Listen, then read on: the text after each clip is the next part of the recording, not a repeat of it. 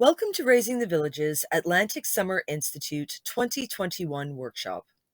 The subject of our workshop is the early years starting strong, creating welcoming spaces to connect and belong. We are located in Mi'kma'ki, the unceded territory of the Mi'kmaq people. Through Raising the Villages, Mawiomi, Wijit, Mijuajik, we are weaving back together our lives from our infants to our elders and from across all cultures to deepen our respect and understanding of each other. Mawiomi, Wijit, Mijuajik translates to Gathering for Our Children in Mi'kmaq. Raising the Villages aims to educate on the importance of the early years while supporting the creation of welcoming, inclusive spaces based on a First Nations narrative that honors all members of the community, from our infants to our elders. Mothers need others. The human legacy is one of cooperation and empathy. Sharing individual skill sets and knowledge enhances the experience of all of those participating. The more we have to share, and knowledge as a resource is our greatest asset to create diverse, vibrant, and healthy communities. In our communities on Cape Breton Island, we have a history of working together to thrive in challenging geographies and climates and under difficult circumstances, as well as a cross-cultural legacy of transcending barriers through skill sharing and storytelling from the original Mi'kmaq inhabitants of Unama'ki to the Gaelic, Acadian, and English settlers. It takes a village, and in saying this, we recognize that the whole is greater than the sum of the parts. At the core of this story is the infant, as an extension of the mother. The infant more likely to thrive when the mother, in her state of vulnerability, has access to support networks, food security, clean water, and shelter. When the collective places the infant at the heart of their community and in the lap of the mother, the needs of the mother from gestation onwards are prioritized to ensure that the infant is nurtured to develop into a healthy, contributing, and vibrant member of that collective. Raising children is a task that requires extensive on-the-job training. Mothers rely on the experience and understanding of others to support their transition into parenthood. That support and those networks available to them directly influence a child's environment, whether it is through supplementing or enhancing available resources, relieving stress, or enriching the environment of the infant through exposure to new ideas, interests, opportunities, temperaments, and even faces. The psychological mechanisms that prepare us for a life of cooperation, such as a sense of fairness and the ability to show empathy, share food, and to help each other, begin to develop in very young children through role modeling by parents, caregivers, extended family, and the greater social network. Now, those support networks are an interdependent and complex concept which has been extensively studied and can be broadly defined as a voluntary act from one individual that is given to another, eliciting an immediate or delayed positive response.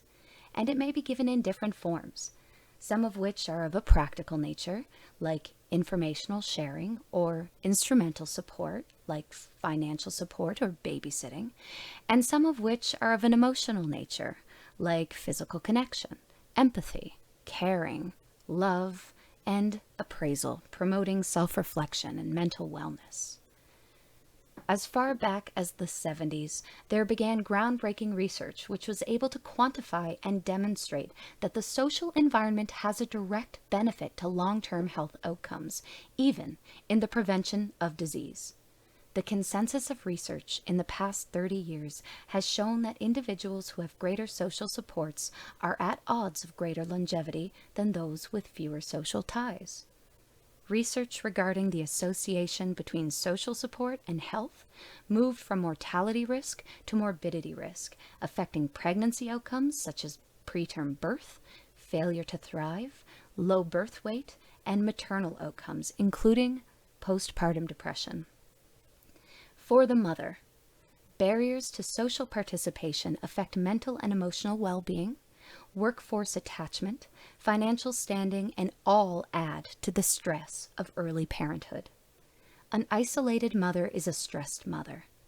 Whether that stress is emotional, mental, or financial, it infringes upon their capacity for bonding and forming healthy attachment patterns during the infant phase. This early influence impacts the child's ability to form their own bond and healthy attachment patterns later in life, and perpetuates an epigenetic cycle over generations. A mother who has others is better able to create an environment for nurturing the development of the infant into a healthy, thriving, and contributing member of the greater community, creating a positive feedback loop which further enhances the whole. Raising the Villages is focused on the early years because the science, research, and evidence, and probably something all our grandmothers knew, is that the period of infancy is critically important to our lifelong health, physical and mental, ability to learn, and our ability to form responsive relationships throughout life. And the more we've learned about early human development, the more amazing the story is. It has been estimated that the brain has over 100 billion neurons, and that they are formed in the first 6 months in utero. Then these neurons start firing and wiring together to form trillions of connections before the age of 3. This graph represents the rapid pace at which many of the key milestones in the early development of the brain occur. You'll notice that the majority peak long before school entry. And it is important to recognize that these sensitive periods are not reoccurring, and to optimize development is where Raising the Villages creates a welcoming space for mothers and others to help ensure that understanding and support are part of the continuum.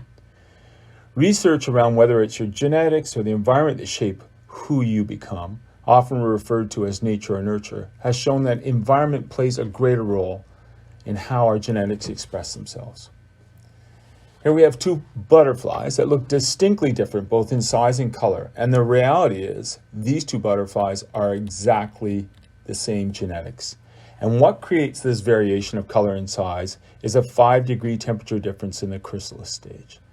This is known as epigenetics. And for humans, when they looked at identical twins with exactly the same genetics, there would be a 20 to 30% variation by the time they're 20 in who they become based on the way the individual interacts with their environment. So the story is the early years matter a lot in terms of creating competent, healthy societies that can cope with the challenges of the 21st century. James Heckman, a Nobel economist from Chicago, estimated that for every dollar invested in the early years, society would realize $8 in return. Yet when you look at our society, we spend much more money downstream in schools trying to remediate the inequity than we do investing in early childhood. And when you look at the overall life course problems related to early childhood, we can see that that $8 estimate could probably be seen as quite conservative. So what does the inequity look like that we're trying to address with the Raising the Villages upstream approach? In Western Cape Breton, through the Early Development Instrument, we have approximately 1 in 3 children entering the school each year that are vulnerable socio-emotionally, cognitively, and or physically. And child poverty rates hover around 1 in 4. And lastly, it's important to see that it's not a low-income issue. The majority of vulnerable children come from the middle classes. We need to look at this as a universal access for all citizens. And to address childhood poverty, we can start with providing equity from the beginning of life.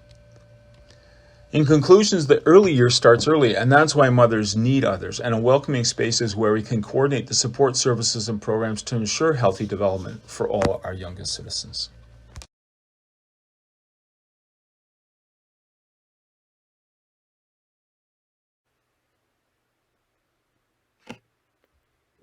Mental health is the summation of our worldly interactions within the context of and the events of our daily lives. This is impacted by our life circumstances, but it is also affected by our sense of control and the amount of support that we have in dealing with those factors. It is our ability to handle and to healthily cope with the difficulties and the challenges presented to us as we navigate our lives. No one lives a life free of those struggles, and we all inevitably run up against stressors that overwhelm our individual ability to manage the emotional and the psychological climates within which we live. Those stressors tend to be highly emotionally distressing events that are uncontrollable and unpredictable, both for adults and children. Exposure to such stressors early in life result in neuroendocrine, physiological, behavioral, and subjective changes that tend to be long-lasting and adversely affect the development of brain systems directly involved in learning, motivation, and stress-related adaptive behaviors. Now, mental health is not simply an absence of mental illness, and mental illness does not define our ability to experience mental well-being. As we all know, everyone experiences mental distress at times in their lives, and that's entirely independent of a diagnosis of mental illness. Now, barriers to mental health are whatever poses difficulty for the individual, the group, or even the environment to effectively interact. Prolonged exposure to such stressors, whether it's socioeconomic standing, social position, interpersonal conflict, unemployment, trauma, adversity in childhood, or even loss of a loved one, they all produce learned helplessness, and they create the circumstances for depressive-like symptoms. Research into psychoneural immunology demonstrates that chronic stress takes a heavy toll on both the physical body, affecting the immune system, as well as the mind, exacerbating mood disorders, cognitive issues, and problem behaviors. Now, there are a myriad of factors at play when reviewing mental health and addictions, and although we cannot control epigenetic or biochemical abnormalities, we do have the ability to create and manage environments that foster a sense of well-being. Now, approaches to targeting mental health should be aimed not only at decreasing risk factors and promoting resiliency via different coping mechanisms, but also creating environments that enhance quality of life through opportunities for connection and interpersonal growth, social inclusion, self-actualization, and creative expression that all contribute to a sense of belonging through programming and services. When an individual has the capacity to cope with normal life stressors, realize their inherent abilities, work productively, and contribute to their greater community, it is only then that they can achieve a state of positive mental health. Therefore, it is pertinent that mental health promotion and addictions prevention involve actions that create living conditions and environments that support positive mental health and allow individuals to adopt and maintain healthy lifestyles.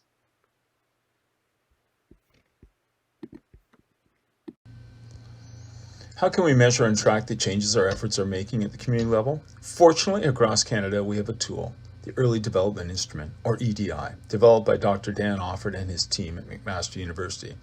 This tool allows us in communities and at government levels to measure our success upstream in providing greater equity through the welcoming, coordinated spaces that our youngest citizens need and deserve. The EDI offers us a macro picture of the brain's development school entry. The information is gathered through 107 questions that a primary kindergarten teacher answers after being with the students for 3 months. The 107 questions cover 3 broad areas: cognitive, social, emotional, and physical. A community that's been very successful in raising their village and focusing upstream has been Revelstoke, BC.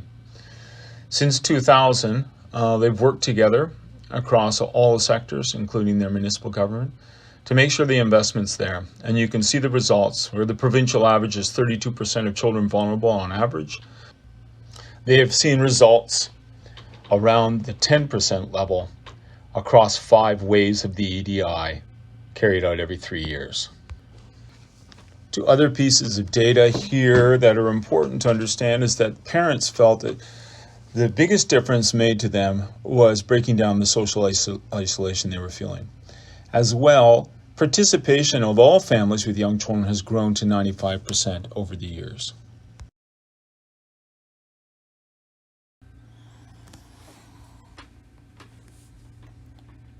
So the question is, what's needed to provide a Revelstoke approach to more welcoming communities for everyone, especially our youngest citizens? How do we create upstream models that can provide data and evidence of change to shape policy and funding? How do we continue to learn, understand, and educate all sectors around the early years? Who will help plan and develop the accessible spaces for raising the villages in each community that support inclusive, diverse, healthy communities? And how will these models be grown, supported, and networked across the region? Raising the Villages Maui-Omi Jit Michiwajik began in 2017 as a collective impact process supported by the backbone organization of the municipality of the County of Inverness. Largely volunteer, the team worked across Western Unama'ki, Cape Breton, gathering with communities, organizations, municipalities, First Nations councils. 4 things were accomplished: better understanding of what was working and what more was needed with regards to the early years, more understanding of the importance of the early years to our communities, relationships were made, and in the end, a charter was signed by the chiefs, wardens, and mayors.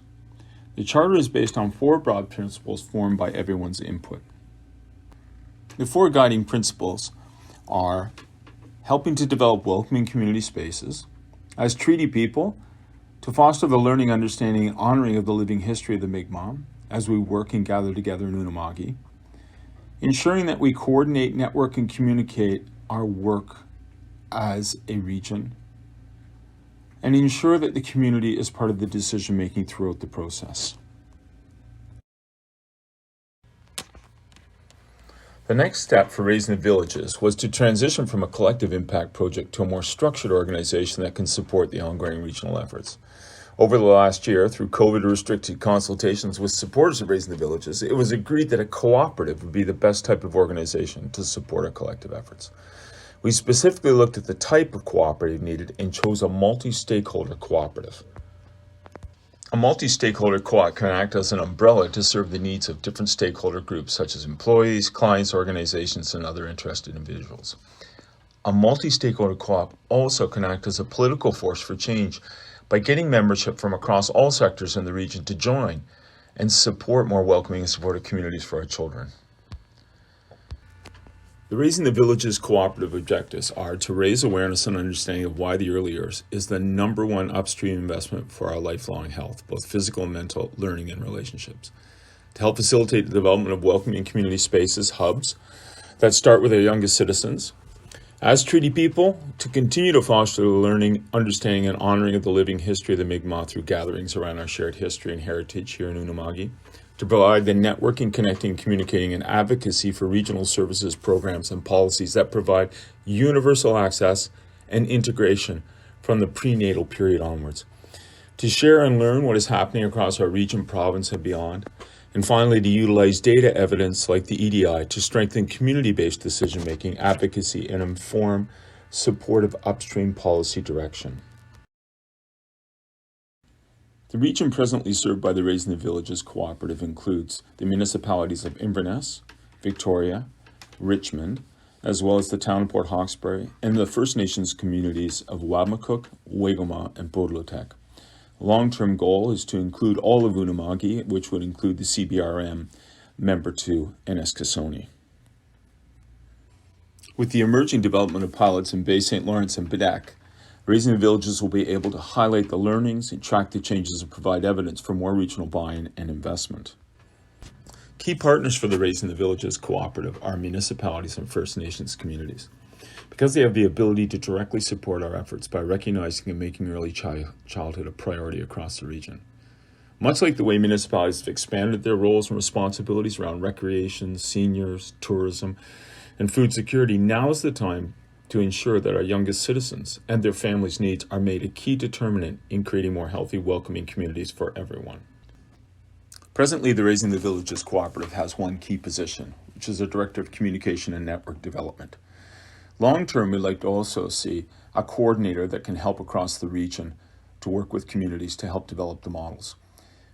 The overall cost of these two positions would be approximately $100,000 a year. At present, municipalities, the United Way, and community health boards have been key investors. The work to support more welcoming communities for our youngest citizens across a whole province will be an ongoing effort that will take many years. In order to support this, one of the proposed ways would be a 50-50 cost share between municipalities and the province to cover the cost of coordination and communication. This investment would go a long way to strengthening the awareness and the importance of the early years, as well as to help create regional models that are tailored to fit the needs of communities. The overall goal of Raising the Villages is to help move from the present top-down patchwork of programs and services that often are not easily available in rural communities to regional and local integration and coordination of expanded programs and services, as well as creating the much-needed welcoming space for the informal community support that everyone needs, especially our youngest citizens. The determinants of health are a constellation of needs that are particular to every community and support the shared economic prosperity. Not a day hardly goes by without hearing about the lack of affordable quality housing or food security issues, access to healthcare services, or employment, and yet early childhood rarely gets mentioned. We need to start to see our youngest citizens as the number one investment to guide our journey of collective health and prosperity. And the determinants of health need an umbrella organization that works beyond the silos of health, education, business, social services, housing, food security, etc., to ensure that the ongoing learning, planning, investment are directed locally and responsive to what's needed. Coming through this pandemic, there's an opportunity for our communities to reflect on what's most important. How are we going to shape the ways that we come together and support each other? Raising the Villages sees everyone as important, from our infants to our elders. By making our youngest citizens our North Star, we can guide a journey together to provide equity from the start where we all benefit. By being more open-minded, compassionate, and responsible for each other. And I'll close with this final quote from Adele Arcon from the Alexander First Nation in BC. We need to be reminded that our children are gifts from the Creator and that they are here to be our teachers. We need to provide space for them to teach us. Walalio.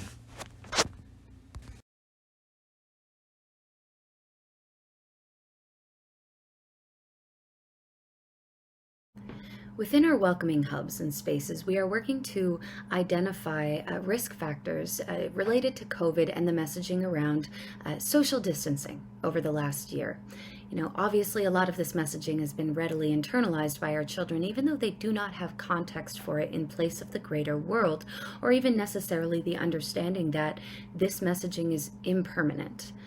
So we have gathered a little bit of anecdotal and experiential information to share that may affect our perception of what our children need at this time as we work to reconnect them, not only to themselves, but to each other. It was certainly noted that over the last year, especially coming out of post-lockdown periods, that developmental domains had been infringed upon during very critical periods in their lives. We see this within the physical in relation to body boundaries and self-respect.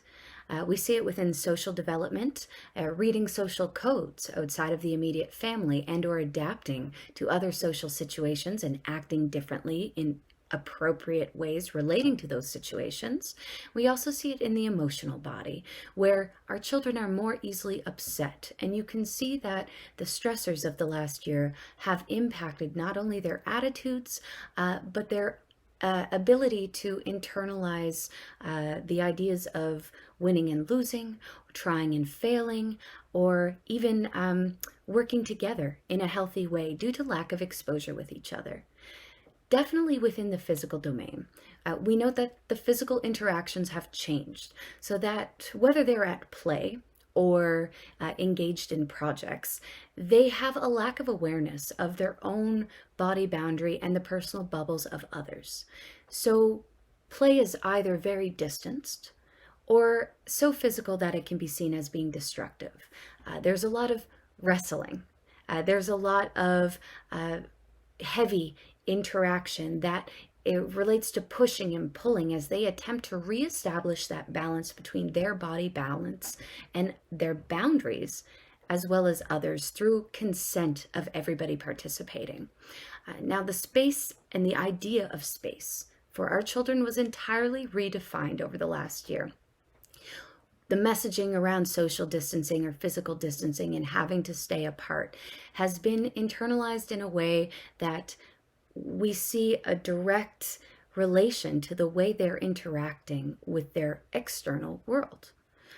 We see it in their social development. There's definitely a lack of practice, which has led to a lot of, I would say, mediation and reconnection, attempt to reconnect them to a greater understanding of each other. And that's manifesting very readily through the emotional body, as there's a lot of discomfort and insecurity around not knowing what the expectations of themselves and others are. More kids struggling with this idea of winning and losing, especially because they haven't had the opportunity or the exposure or the experience to learn through that process over the last year.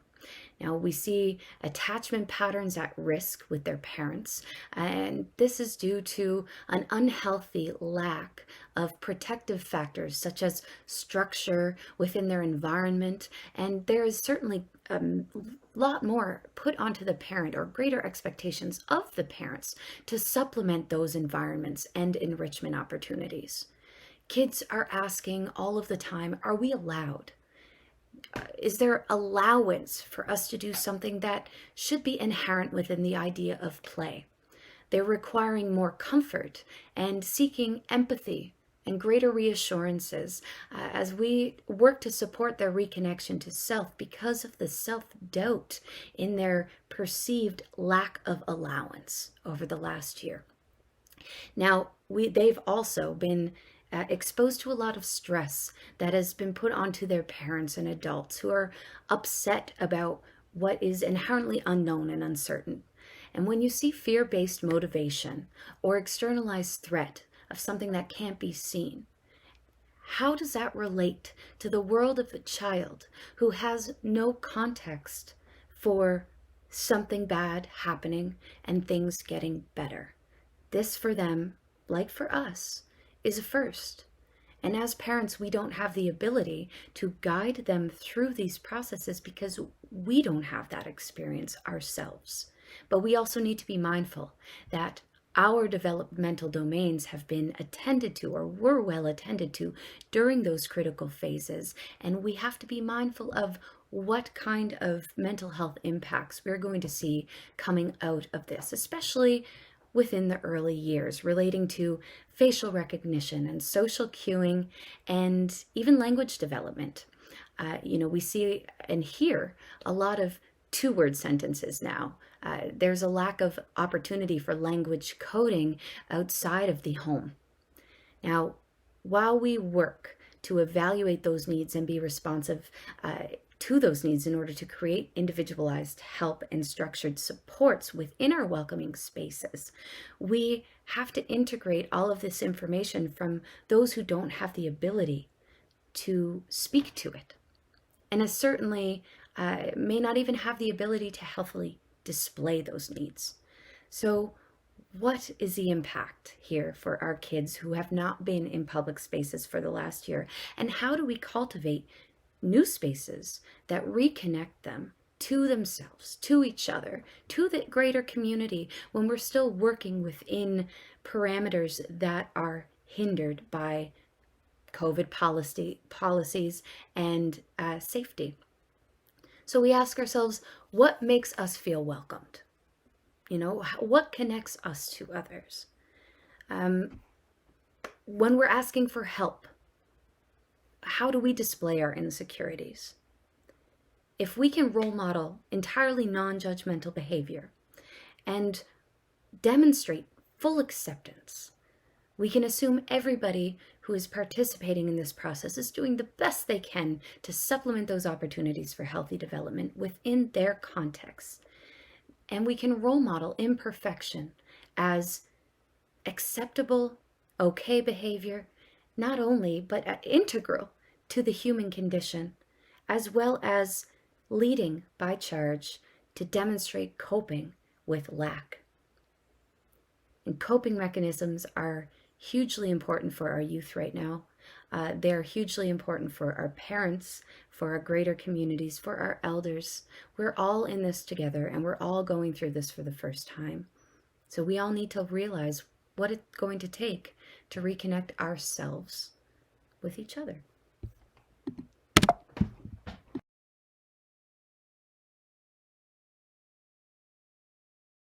So as we reintroduce kids into our welcoming spaces, we're also aware that we're reintroducing them to language codes as well as social codes that they have not had a lot of exposure to over the last year. Looking even further upstream, when we address the infant at the core. Now, I'm aware of babies who have not met anybody outside of their own family yet to this day.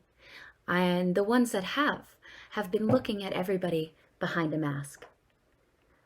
Within the first 6 months, it is critical that babies see faces, not only the faces of their parents, but the faces of their village and their community, as they learn to read, gauge expression, gauge emotional output, and learn how to demonstrate that for themselves. Now, what can we say about the development of language when they're unable to see the formation of words with the mouth? What can we say about the emotional body when they can't see a smile? And what impact is that going to have on these infants down the road in relation to mental health?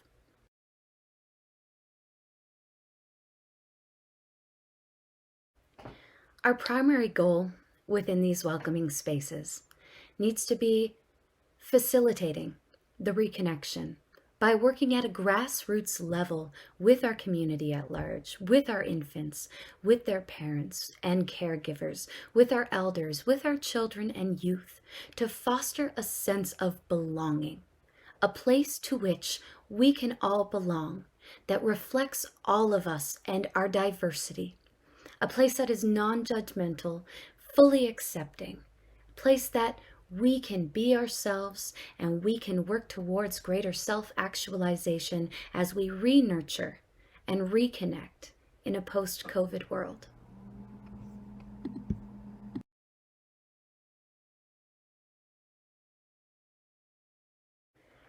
I chose Cape Breton as my home because the idea of rural living appealed to me in terms of work-life balance and the kind of place that I could see myself raising a family in the future.